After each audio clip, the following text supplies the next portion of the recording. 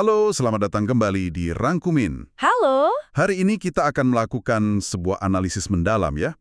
Mungkin salah satu skandal paling rumit dan mengganggu di abad ke-21. Betul sekali.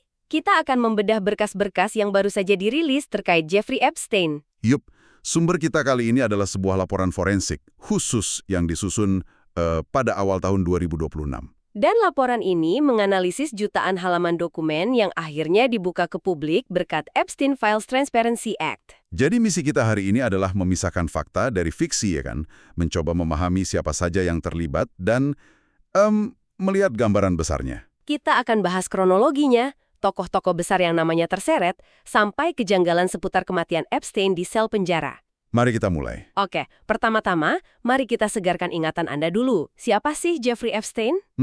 Menurut dokumen ini, dia adalah seorang financier atau pemodal yang sangat kaya yang membangun jaringan elit global. Tapi di balik itu semua, dia menjalankan operasi perdagangan seks anak selama puluhan tahun.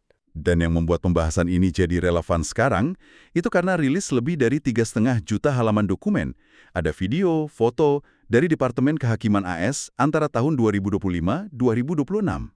Ini materi yang sebelumnya disegel rapat-rapat. Betul. Dan kasus ini sebenarnya kan punya sejarah yang panjang. Panjang banget. Dimulai tahun 2005 di Palm Beach. Waktu itu polisi mulai investigasi setelah ada laporan orang tua tentang putrinya yang usianya baru 14 tahun dibayar Epstein untuk pijat seksual. Api momen kuncinya, dan ini yang bikin banyak orang marah, itu di tahun 2008.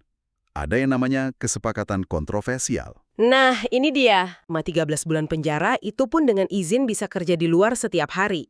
Bener-bener nggak masuk akal. Kayak dilindungi ya? Tepat. Terus kasusnya meledak lagi di 2019. Dia ditangkap lagi di New York, tuduhannya perdagangan seks, dengan bukti dan korban baru yang jauh lebih luas. Dan puncaknya tentu saja pada 10 Agustus 2019, Epstein ditemukan tewas di sel penjaranya di Metropolitan Correctional Center, New York. Sebelum sempat diadili. Betul. Dan inilah titik awal dari berbagai misteri yang akan kita bahas. Oke, jadi mari kita bedah The Epstein Files ini. Apa saja sih isinya? Jutaan dokumen ini isinya apa? Laporan ini membaginya jadi 3 kategori utama. Oke. Pertama, log penerbangan atau flight logs. Ini daftar penumpang pesawat pribadi Epstein yang terkenal itu, Lolita Express. Isinya menunjukkan siapa saja yang pernah berbepergian sama dia. Tepat. Kedua, ada yang disebut buku hitam atau black book. Ini buku kontak pribadinya Epstein. Isinya ribuan nomor telepon dan alamat tokoh-tokoh dunia, politisi, pebisnis, selebritas. Semuanya ada di situ. Dan yang ketiga, ini dokumen hukum. Isinya transkrip kesaksian para korban, kayak Virginia Giuffre, email-email sitaan, dan deposisi hukum lainnya. Nah, di sini ada satu catatan yang sangat penting untuk Anda pahami, dan laporan ini menggarisbawahinya dengan tebal. Penting banget ini. Munculnya sebuah nama di dalam salah satu dokumen ini, entah itu di log penerbangan atau buku telepon, itu hanya menunjukkan adanya asosiasi atau kedekatan sosial. Betul. Ini bukan bukti otomatis keterlibatan seseorang dalam tindak kejahatan perdagangan seks. Harus bisa dibedakan ya? Harus. Membedakan keduanya itu kunci. Oke, mari kita masuk ke bagian yang paling banyak dibicarakan. Daftar tokoh-tokoh terkenal. Kita mulai dari Presiden AS ya. Pertama, Bill Clinton. Namanya muncul lebih dari 50 kali. Wow, 50 kali. Log penerbangan mengkonfirmasi perjalanannya dengan pesawat Epstein untuk urusan yayasan. Ada juga foto Clinton di salah satu kediaman Epstein. Tapi secara resmi, Clinton membantah pernah mengunjungi pulau pribadi Epstein, Little St. James. Betul. Meskipun ada kesaksian yang menyatakan sebaliknya. Tapi sampai sekarang tidak ada tuduhan kriminal resmi terhadapnya. Oke. Selanjutnya Donald Trump. Nah, nama Trump disebut ribuan kali. Tapi sebagian besar itu dalam konteks clipping berita lama, bukan komunikasi langsung seperti email. Jadi lebih kayak arsip media, bukan interaksi personal. Tepat sekali. Hubungan mereka itu teman sosial di tahun 90-an. Tapi hubungan itu retak sebelum kasus kriminal Epstein mencuat. Trump juga sama membantah mengunjungi pulau itu. Oke, jaringannya ini meluas sampai ke panggung dunia. Kita ke kerajaan Inggris. Nah, ini mungkin figur yang paling terdampak nih. Pangeran Andrew. Oh iya, reputasinya hancur total. Gelar kerajaannya dicopot. Dalam berkas, ada foto interaksi fisiknya dengan korban Virginia Giuffre. Ada tuduhan spesifik darinya yang akhirnya diselesaikan di luar pengadilan.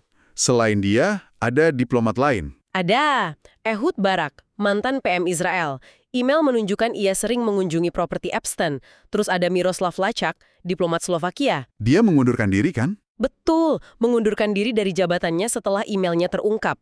Isinya membahas soal perempuan muda dengan Epstein. Gila, bahkan dunia teknologi dan bisnis juga nggak luput.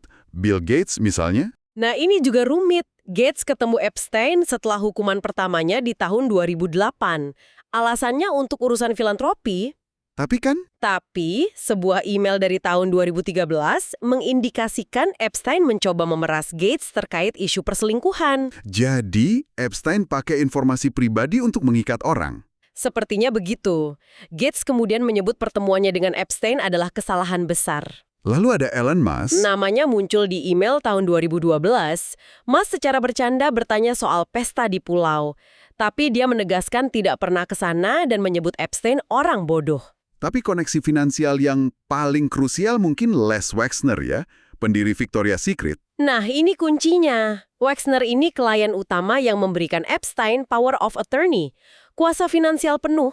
Ini sumber utama kekayaan Epstein kan? Betul, ini mesin uangnya. Bahkan dunia akademis dan hiburan pun ikut terseret.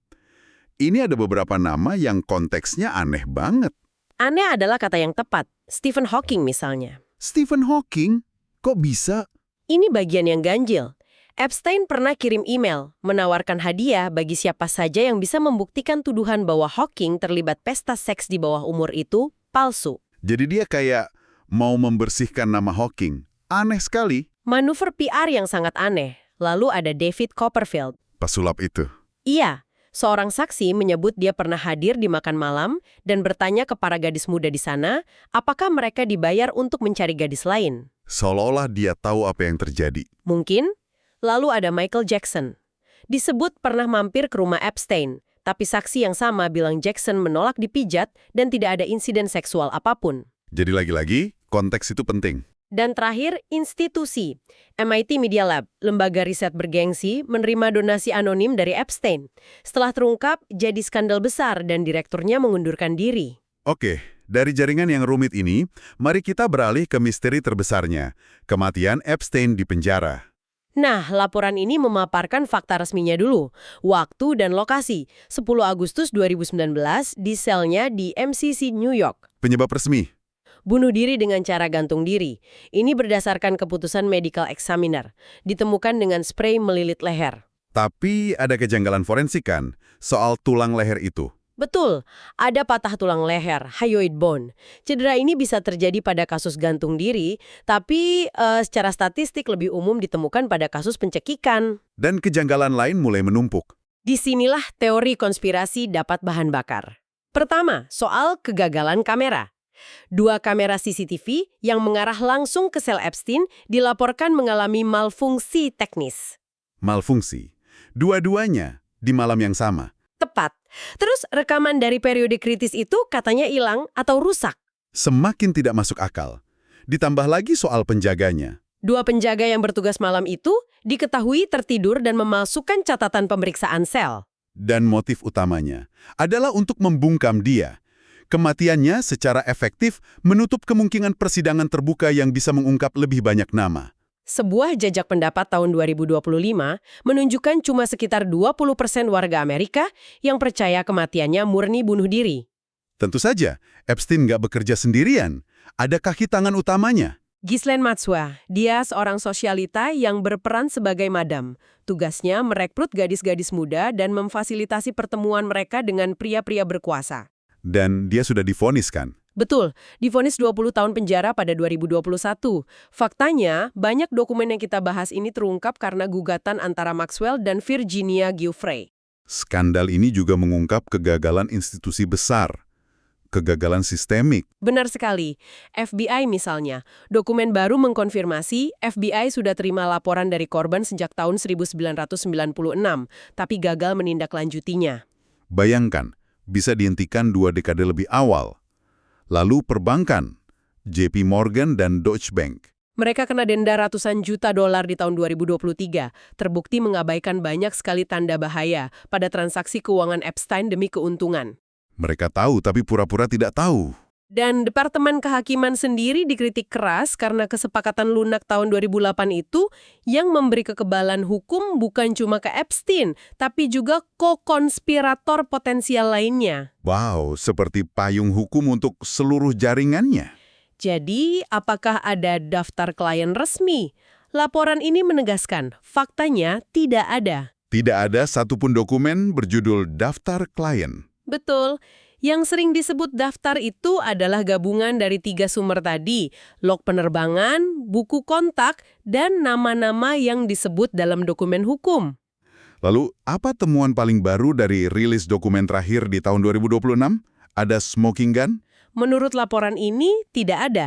Sebagian besar hanya mengonfirmasi pola yang sudah diketahui. Tapi ada satu hal. FBI akhirnya merilis rekaman CCTV penjara yang hilang itu. Disunting, jadi publik tetap skeptis. Jadi, apa warisan dari semua ini? Kesimpulannya apa? Laporan ini menyimpulkannya dalam 3 poin. 1. Keadilan parsial. Epstein mati, Maxwell dipenjara. Tapi banyak nama besar yang disebut dalam dokumen tetap bebas tanpa dakwaan. Kedua, ini pelajaran pahit tentang bagaimana kekayaan ekstrim bisa membeli impunitas hukum dan membungkam korban selama puluhan tahun. Betul. Dan yang ketiga, misteri abadi. Walaupun secara resmi dinyatakan bunuh diri, kematian Epstein akan selamanya memicu spekulasi. Terlalu banyak pihak yang diuntungkan dengan diamnya dia. Sungguh sebuah jaring laba-laba yang rumit, di mana kekuasaan, uang, dan kejahatan saling berkelindan. Analisis ini menunjukkan bahwa meskipun banyak nama terungkap, masih banyak sekali pertanyaan yang belum terjawab. Dan yang terpenting, ini menjadi pengingat untuk selalu kritis dalam membedakan antara asosiasi dan keterlibatan, antara fakta dan sensasi. Semoga rangkuman ini memberikan Anda gambaran yang lebih jernih. Terima kasih sudah mendengarkan Rangkumen. Sampai jumpa di pembahasan mendalam selanjutnya.